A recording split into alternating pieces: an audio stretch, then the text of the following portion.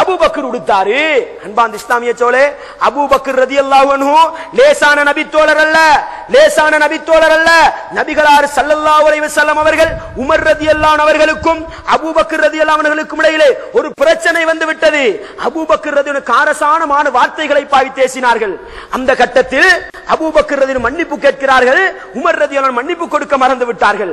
Abu Bakr ரலியல்லாஹு ஓடோடி வருகிறார்கள் அல்லாஹ்வுடைய தூதரிடத்தில். அல்லாஹ்வுடைய தூதரிடத்தில் வந்து முறைப்பாடு செய்கிறார்கள். உமர் ரலியல்லாஹு தவறை உணர்ந்து அவர்களும் வருகிறார்கள் மன்னிப்பு கொடுப்பதற்காக. அப்பொழுது நபிகளார் ஸல்லல்லாஹு அலைஹி வஸல்லம் அவர்கள் உமரை பார்த்து என்ன வார்த்தை சொன்னார்கள் தெரியுமா? மக்கள் எல்லாம் என்னை எதிர்க்கின்ற பொழுது, மக்கள் எல்லாம் என்னை நிராகரிக்கின்ற பொழுது என்னை உண்மைப்படுத்தியவர் அல்லவா அவர். மக்கள் எல்லாம் எனக்கு உதவி செய்ய மறுத்த பொழுது முழு பொருளாதாரத்தை எனக்கு செலவழித்தவர் அல்லவா அவர். அவரை நீங்கள் மன்னிக்க மாட்டீர்களா என்று கண்டிக்கின்ற அளவுக்கு மிக முக்கியமான ஒரு நபித்தோழர், லேசானவர் அல்ல. இந்த நபித்தோழர் செய்த ஒரு காரியத்தை எங்களுக்கு சாதகமாக பயன்படுத்துகிறோம் என்றால் அந்த அபூபக்கர் ரலியல்லாஹு அவர்களின் மீது மிகப்பெரிய ஒரு அபாண்டத்தை சுமத்துகின்றோம். அவர்கள் சொன்ன வார்த்தை என்ன தெரியுமா? அல்லாஹ்வின் தூதரே, என்னுடைய ஆடை உடுக்கிறேன் என்று சொல்லவில்லை, என்னுடைய ஆடையை கரண்டை காலுக்கு கீழால் உடுக்கிறேன் என்று சொல்லவில்லை, உடுத்த ஆடை கரண்டை காலுக்கு கீழால் தொங்குகிறது. எப்படியாப்பட்ட நிலை? எனக்கு தெரியாமல் தொங்குகிறது அல்லாஹ்வின் தூதரே. இது மனிதனுக்கு வரலாமா இல்லையா? நான் சாரத்தை உடுத்திருக்கிறேன், வேட்டியை உடுத்திருக்கிறேன், பகல் நேரத்தில் சரியான பசி. நபித்தோழர்கள் வயிறு நிறைய சாப்பிட்டவர்களா?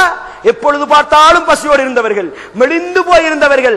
அவர்களை அறியாமல் ஆடை அப்படியே கீழே சென்று விடுகிறது. இதைத்தான் முறைப்பாடு செய்கிறார்கள்.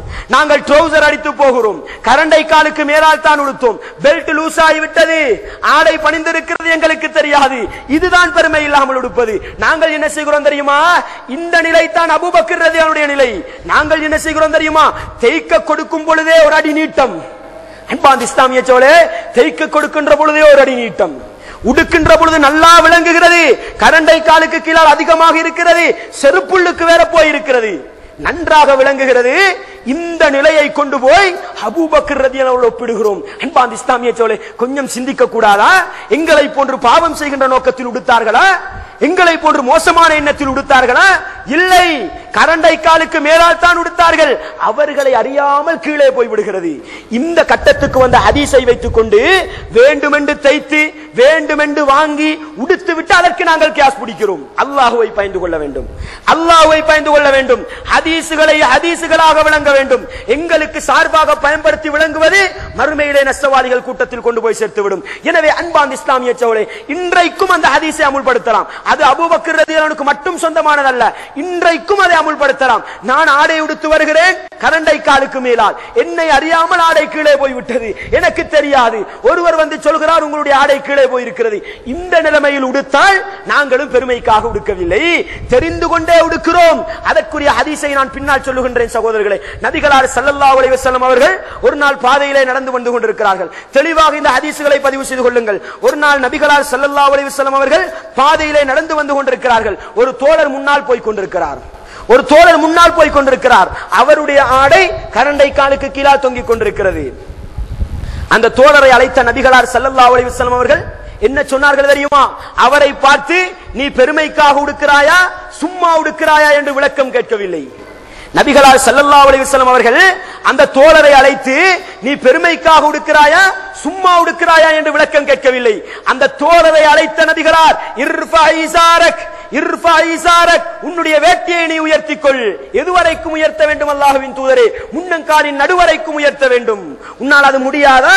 கரண்டை கால் மேல் வரைக்கும் வைத்துக்கொள். கரண்டை காலுக்கு கீழால் உடுப்பதை இய்யாக வல் இஸ்பால், இய்யாக வல் இஸ்பால், இய்யாக வல் இஸ்பால், கரண்டை காலுக்கு கீழால் உடுப்பதை உனக்கு நான் எச்சரிக்கை செய்கிறேன், கரண்டை காலுக்கு கீழால் உடுப்பதை உனக்கு நான் எச்சரிக்கை செய்கிறேன். 3 விடுத்தம் சொல்லிவிட்டு சொன்னார்கள், ஃபஇன்னஹா மினல் மகீலா என்று சொன்னார்கள். கரண்டை காலுக்கு கீழால் உடுப்பதே பெருமை என்று சொன்னார்கள்.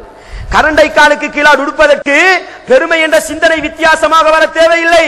கரண்டை காலுக்கு கீழால் உடுப்பதே பெருமை என்று சொன்னார்கள். இன்னொரு அறிவிப்பிலே வருகிறது,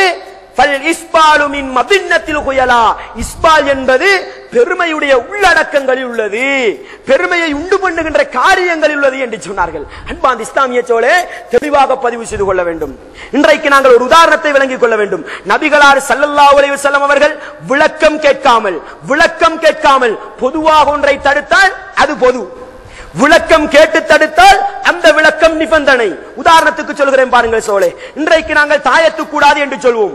மன் அல்லக தமீமத்தன் ஃபக்கத் அஷ்ரக, எவன் ஒருவன் தாயத்தை தொங்க போட்டானோ அவன் இணை வைத்து விட்டான் என்று பொதுவாக வருகிறது.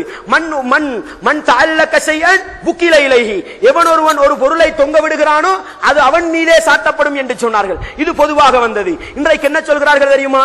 அல் குர்ஆனை கொண்டு போடலாம், குர்ஆனை கொண்டு போடலாம், ஹதீஸ்களை கொண்டு போடலாம், திக்ருகளை கொண்டு இப்படி சொல்கிறார்களா இல்லையா? இப்படி ஒரு நிபந்தனை கொண்டு வந்து சேர்க்கிறார்கள். நபிகளார் ஸல்லல்லாஹு அலைஹி வஸல்லம் அவர்கள் ஒரு நபித்தோழரை பார்த்தார்கள். நபித்தோழருடைய கையிலே ஒரு கயிறு கட்டப்பட்டிருக்கிறது. என்னப்பா இது கயிறு? நோய்க்காக கட்டியிருக்கிறேன். நபிகளார் என்ன கேட்டார்கள் தெரியுமா? நாங்கள் கேட்பதை போன்று குர்ஆனை கொண்டு போட்டாயா அல்லது வேறொன்றை கொண்டு போட்டாயா? கேட்கவில்லை, விளக்கம் கேட்கவில்லை. பொதுவாக சொன்னார்கள், இந்த கயிறு உன்னுடைய கையில் இருக்கும் நிலைமையில் நீ மரணித்து விட்டால் மறுமையிலே வெற்றி பெற முடியாது என்று சொன்னார்கள். நபிகளார் பொதுவாக தடுத்த ஒன்றை நிபந்தனை இடுவதற்கு எந்த உரிமையும் கிடையாது. கரண்டை காலுக்கு கீழால் ஆடை உடுத்து போகின்ற மனிதனை பொதுவாக நபிகளார் தடுத்தார்கள் என்றால் எங்களுடைய கடமை என்ன? பொதுவாக தடுப்பதுதான் கடமை. அவனை அழைத்துக் கொண்டு நீ பெருமையோடு உடுக்கிறாயா பெருமை இல்லாமல் உடுக்கிறாயா என்ற நிபந்தனை கேட்டு தடுக்க வேண்டிய அவசியம் கிடையாது. நபிகளார் பொதுவாக தடுத்தார்கள், நாங்களும் பொதுவாக தடுக்க வேண்டும். இன்னொரு செய்தியை பாருங்கள் சகோதரர்களே, இந்த ஹதீசுகளை எல்லாம் சஹாபாக்கள் எப்படி விளங்கினார்கள் என்று பாருங்கள். நபிகளார் விளங்கிய விதத்தில் சஹாபாக்களும் விளங்கினால் அதை ஆதாரத்துக்கு எடுக்கலாம். நபிகளார் விளங்கிய அதே விதத்தில் சஹாபாக்களும் விளங்கினால் ஆதாரத்துக்கு எடுக்கலாம். உமர் ரலியல்லாஹு அன்ஹு மரணப்படுக்கையில் இருக்கிறார்கள். கத்தியினால் குத்தப்பட்டு உண்ணுகின்ற உணவு ஜெமிக்காது, குடிக்கின்ற பானம் வயிறுக்கு போகாது, வெளியே போய்விடும், மருத்துவம் ஏற்றுக்கொள்ளவில்லை. இப்படியாப்பட்ட இக்கட்டான நேரத்தில் இருக்கிறார்கள். ஒரு வாலிபத்தோழர் நோய் விசாரிக்க வருகிறார். ஒரு வாலிபத்தோழர் நோய் விசாரிக்க வருகிறார். புகாரியிலே பதிவு செய்யப்பட்டிருக்கின்ற செய்தி. நோய் விசாரித்து விட்டு திரும்பி போகின்ற பொழுது உமர் ரலியல்லாஹுடைய பார்வை அவருடைய ஆடையிலே படுகிறது. உமர் ரலியல்லாஹுடைய பார்வை அவருடைய ஆடையிலே படுகிறது. அன்பார்ந்த இஸ்லாமிய சோழே, உமர் ரலியல்லாஹு எப்படியாப்பட்ட நிலையில் இருந்தார்கள்? எங்களை போன்று திண்டு கொண்டும் குடித்துக் கொண்டும் இருந்தார்களா அல்லது ஜொலிக்காக படுத்துக் கொண்டிருந்தார்களா? இல்லை, மரணப்படுக்கையிலே இருக்கிறார்கள். அதே நோயிலே மரணித்து போனார்கள் உமர் ரலியல்லாஹு. புகாரிலே வருகிறது. இப்படியாப்பட்ட இக்கட்டான நேரத்தில் இருக்கின்ற பொழுது ஒரு சகோதரன் நோய் விசாரித்து விட்டு போகிறான். அவனுடைய ஆடை கரண்டை காலுக்கு கீழே தொங்குகிறது. இப்படியாப்பட்ட ஒரு மனிதனுக்கு இது பெரிய ஒரு பிரச்சனையா சகோதரர்களே? சிந்தனை செய்து பாருங்கள்.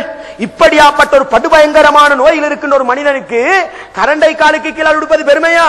பெருமை இல்லாமல் உடுக்கலாம் என்றால் இது ஒரு பெரிய காரியமா என்று கேட்கிறேன்.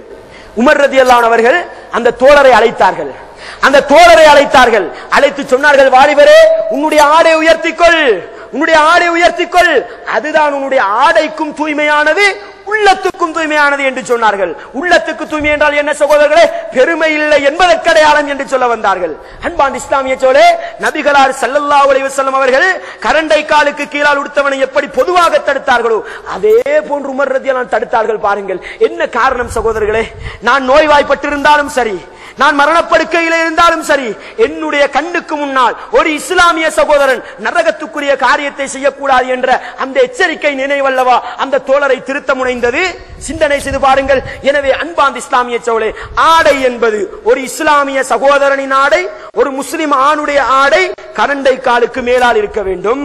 வேண்டுமென்றே கரண்டை காலுக்கு கீழால் உடுப்பது அது பெருமை என்று நபிகளால் சொன்னார்கள். ஒருவரை அறியாமல் ஒருவருக்கு தெரியாமல் ஆடை கரண்டை காலுக்கு கீழால் போனால் அது பெருமைக்குரியது அல்ல என்றும் நபிகளால் சர்டிபிகேட் கொடுத்தார்கள். எனவே ஆடையை பெருமை இல்லாமல் உடுக்கலாம், ஆடையை பெருமை இல்லாமல் கரண்டை காலுக்கு கீழால் உடுக்கலாம், பொதுவாக அல்ல. பொதுவாக அல்ல. எப்படி உடுக்க வேண்டும்? எங்களுக்கு தெரியாமல் போக வேண்டும், எங்களுக்கு தெரியாமல் போக வேண்டும். எங்களுக்கு தெரிந்து கொண்டு ஒரு அடி நீட்டத்துக்கு தான் தைத்திருக்கிறோம் என்று தெரிந்து கொண்டு நான் வாங்கிய ட்ரவுசர் என்னை விட ஒரு அடி நீளம் என்று விளங்கிக் கொண்டு உடுப்போமாக இருந்தால் மின்னல் மகீலா, அது பெருமையில் உள்ளதுதான் என்று நபிகளார் தடுத்து சொன்னார்கள். எனவே அன்பார்ந்த இஸ்லாமிய சோழே, நபிகளார் இந்த அளவுக்கு எச்சரிக்கை செய்த செய்தி, நரகத்தை கொண்டு எச்சரிக்கை செய்த செய்தி, மறுமையிலே